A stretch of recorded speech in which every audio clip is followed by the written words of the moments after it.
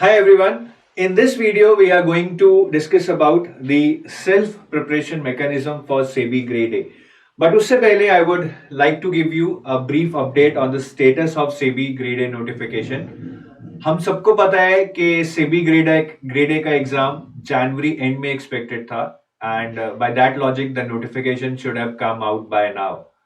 But notification is not out yet. And there is an internal update that SEBI is actually deliberating कि वो specialist vacancies को journal vacancies के साथ मर्ज कर एक ही पैटर्न पे एक ही प्रोसीजर से एग्जाम करवाकर रिक्रूटमेंट कराएं. But this is still under deliberations. We are not sure what would be the final decision, and due to these deliberations, the notification has got delayed. अब ये डिले कितना होगा, notification कब आएगी, there is no clarity on this, but I think notification अभी 1 महीना तो delay होगी. मतलब एग्जाम आपका फेब एंड या मार्च फर्स्ट वीक से पहले तो नहीं होता लग रहा है अंडर एनी सर्कमस्टांस. ठीक है, बट फिर भी पता नहीं है क्या है भाई, इनका कुछ भी कर सकते हैं. But still we can just assume and plan, बाकी जो होगा वो तो देखी जाएगी. तो काफी लोग अभी since there is a delay would start thinking के now can we start SEBI और शुड वी स्टार्ट सेबी. तो अगर आप सेबी के लिए तैयारी करने की सोच रहे हैं, specially if you want to do self preparation, this video is for you guys. In this video I would be giving you the complete details, one stop complete self preparation guide for SEBI grade A. तो पूरा video देखेगा, you will get a lot of value add. उससे पहले एक और भी बढ़िया चीज मैं आपको दिखाना चाहूंगा. This is comprehensive guide for SEBI manager. तो अगर आप सेबी की तैयारी कर रहे हैं, I think this is a good starting point. You would have lot of queries, doubts in your mind. SEBI करता क्या है, सेबी में डिपार्टमेंट्स क्या है, प्रमोशंस कैसे होती है, सेबी के एग्जाम का पैटर्न क्या है, सिलेबस क्या है, क्या सब्जेक्ट्स हैं, कट ऑफ्स क्या है, नेगेटिव मार्किंग क्या है, ठीक है, फिर आपकी बुक्स क्या है, रिसोर्सेज क्या है, सैलरी क्या है. Now everything which you want to know, which is relevant for you, has been answered in this guide book. बहुत ज्यादा कॉम्प्रिहेंसिव है पर कॉम्पैक्ट है और कलरफुल है, आराम से पढ़ सकते हैं. आज ही इसको डाउनलोड कीजिए. इस वीडियो के डिस्क्रिप्शन में जाकर एक लिंक है, from there you can download it and it's free. इसको आज ही पढ़िए. It's a good starting point for your preparation. तो अभी इस वीडियो में I would be telling you 6 steps that you can follow if you want to do self preparation.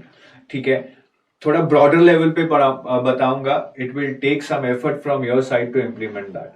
First is self preparation versus coaching. ये बहुत लोगों के दिमाग में आता है कि सेल्फ प्रिपरेशन करनी चाहिए या कोचिंग करनी चाहिए. See that is broadly what you have to decide. There is no perfect formula. In fact मैं तो ये बोलूंगा कि यार अगर आप कोचिंग कर रहे हैं, कोचिंग में भी कहीं ना कहीं एक सेल्फ प्रिपरेशन का ही एलिमेंट होता है. ठीक है, कोचिंग में भी कुछ ऐसा नहीं है कि आपके दिमाग में घोल के डाल दिया जाएगा और you would have to study nothing. So coaching is also useful if you self prepare, right. But coaching और सेल्फ प्रिपरेशन में थोड़ा ये है कि it's all about doing preparation with the right strategy and the right sources. तो with coaching you get this on your plate, whereas in self preparation you would have to work little bit hard on this, but it is not impossible. So आपको एक right strategy और right sources से करना है. Without coaching भी आप आराम से ये एग्जाम क्लियर कर सकते हैं, बट एफर्ट डालना पड़ेगा. आराम का मतलब ये नहीं है बैठे. अगर 6 घंटे का सोच रहे हैं तो 12 घंटे लगाइए. You have to go up to that level. और ये right strategy and right sources you will only be able to understand अगर आप अच्छे से सिलेबस को एनालाइज करेंगे और PYQs को गो थ्रू करेंगे. This is the first step in fact that you should be doing in case you want to do self preparation. बहुत बहुत इंपॉर्टेंट है. Without doing this step, I'm sure that you will never be able to find out that what is the right way to study, what are the right sources to study, what is the smart way to study. आपको कभी भी पता नहीं चलेगा. तो इस step को जरूर एग्जीक्यूट कीजिए, especially if you are doing self preparation. फिर मैंने अभी आपको बताया था राइट सोर्सेज बहुत जरूरी हैं. सो मैं आपको राइट सोर्सेज बता देता हूं. बट अगेन बात ये नहीं है कि सिर्फ ये बुक्स राइट सोर्सेज हैं. With in these books also which chapters, which pages are to be read, what are the pages और the chapters that are to be left, वो अगेन एक राइट स्ट्रैटेजी का पार्ट है that you will be able to understand only if you go through the syllabus and PYQs which I told you in the previous step. तो management की बात करें तो principles of management by LM Prasad Organizational Behavior by L.M. Prasad, and HRD, Human Resource Management by L.M. Prasad. These 3 books, if read selectively, can help you cover all the syllabus. Costing के लिए Cost Accounting by M.N. Arora, अच्छी book है. In case you also want to practice some MCQs, you can buy this book. At the end of most of these chapters, this book is having good quality MCQs. तो इससे आप पढ़िए. इससे अगर आप MCQs करना चाहते हैं, आप थोड़े बहुत ज्यादा तो नहीं है, बट 20-25 हर चैप्टर पे मिल जाएंगे. That can help you practice. Finance के लिए there is no book which can help you cover all the topics in a very structured manner, but still the best books I would say Principles and Practices of Banking by Macmillan Education, then Bank Financial Management again by Macmillan Education. ये basically cap jab की books हैं. And then there are some topics such as inflation and monetary policy all in your finance syllabus, which can be read from this Indian Economy book by Ramesh Singh, very much famous among UPSC aspirants, but equally relevant for RBI. Company law के लिए I would suggest that you read it from the Bayer Law, which is given on Ministry of Corporate Affairs की website. उसमें chapter wise दिए हैं. Do read the chapters only which are part of your syllabus. थोड़ी दिक्कत आएगी, but supplement, if you're not able to understand something, then supplement it by watching videos on YouTube. बहुत सारी videos available हैं, but Bayer Law is the best point to start. Commerce and Accounts के लिए the starting point is NCERTs. NCERT class 11 का part 1 है, part 2 है. Then 12th का part 1 मत पढ़िएगा, सिर्फ part 2 पढ़िएगा.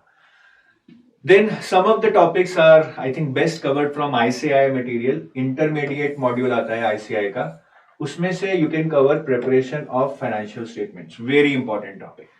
Then ICAI के intermediate module. I hope you know ICAI, Institute of Chartered Accountants of India.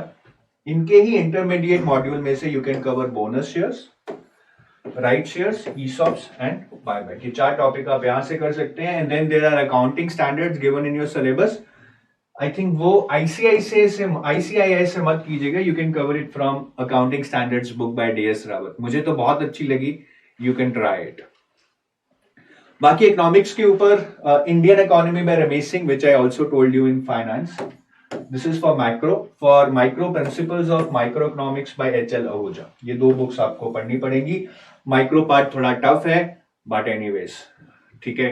डर के आगे ही जीत है, तो यहाँ पे भी हार्डवर्क के आगे ही जीत है. मुश्किल चीजें पढ़ेंगे तभी एग्जाम क्लियर होगा. So that was about the second step, the right sources. The third step is to prioritize. You cannot do everything. Just forget कि आप सारे सिलेबस सब कुछ कर जाओगे.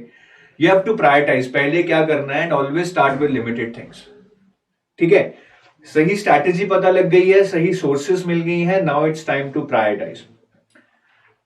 उसमें first priority should be given to these subjects, management, company law and finance, because ये थोड़े इजी हैं, बल्कि नहीं है, and they can be scoring also. तो फर्स्ट प्रायोरिटी आप इनको दीजिए, so that you gain that confidence कि यार 3 सब्जेक्ट्स हो गए हैं, now I can crack SEBI grade ए.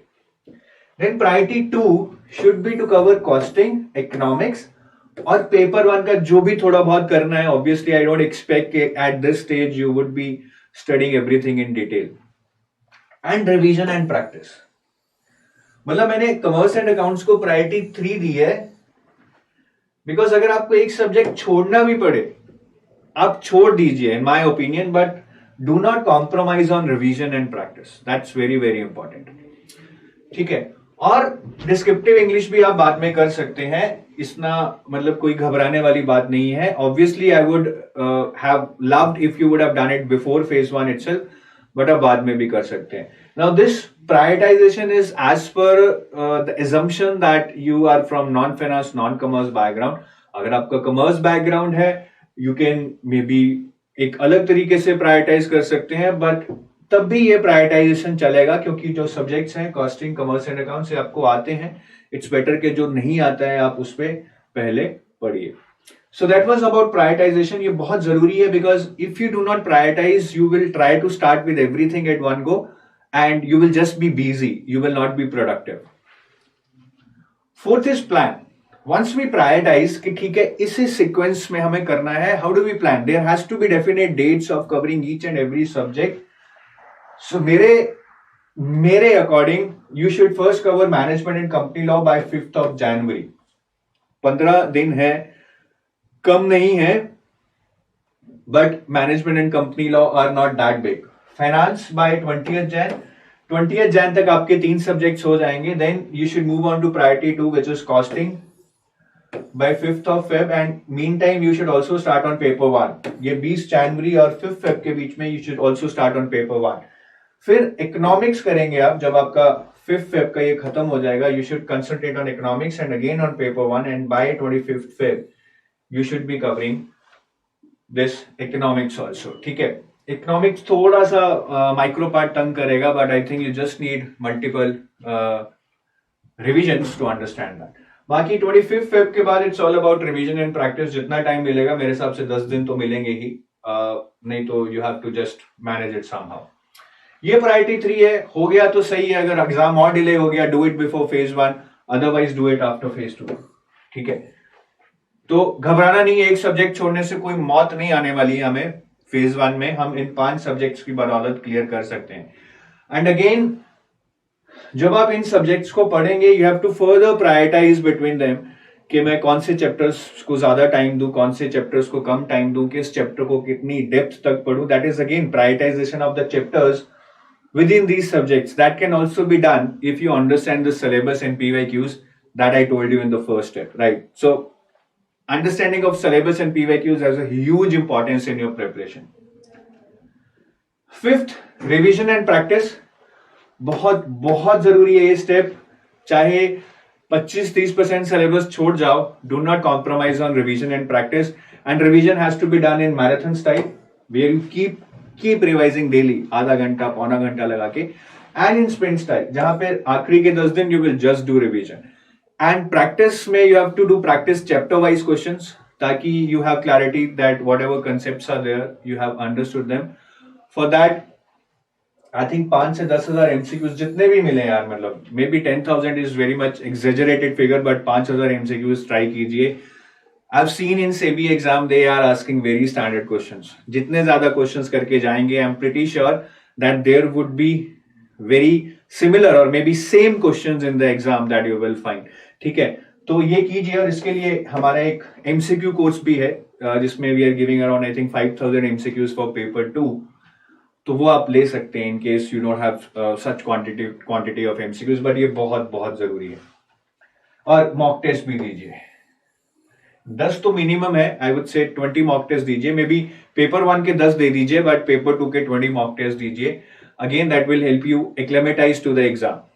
देखिए, at the end of the day आप जितना मर्जी पढ़ लीजिए, 40 मिनट्स में आपको करामात दिखानी है. 40 मिनट है आपके पास to showcase that you are best और you are better than others. तो ये 40 मिनट में कैसे अपनी आउटपुट को मैक्सिमाइज करना है, उसके लिए बहुत सारी चीजें हैं. Time management, anxiety management in the exam, options को एलिमिनेट करना, इंट्यूशन से आंसर निकालना. That all you can learn only by solving mock test. ये कोई भी किताब आपको नहीं सिखाएगी, तो मॉक टेस्ट जरूर दीजिएगा. And the last step is guys, be present. Be present means be involved. Have fun in what you are studying. I have seen people, they are full of distractions. पढ़ रहे हैं, किताब खुली है, but they are not present at that moment. They are not enjoying what they are doing. They are just daydreaming. So be present, be disciplined, be involved, have fun in what you are doing. Always think कि ये बोझ नहीं है जो मैं पढ़ रहा हूं, rather I am going to learn something new today. Right? So have that presence of mind whenever you are studying, and be involved in a funny way in what you are doing. Otherwise, you will just lose that motivation after 10 days. So that is what I wanted to say. Now it's on you whether you want to start this preparation or not, but I hope कि आपको इस video से help मिला होगा, and you will take your preparation to another level by following these 6 steps. ये एक basic guidance है जो आपको चाहिए to crack SEBI grade A. अगर और भी कोई हेल्प चाहिए, you are always welcome to write us an email at hello@edutap.co.in, right? Or you can call us at this number 8146207241. Our team will always take care of your queries. Thank you. Have a nice day. Bye-bye.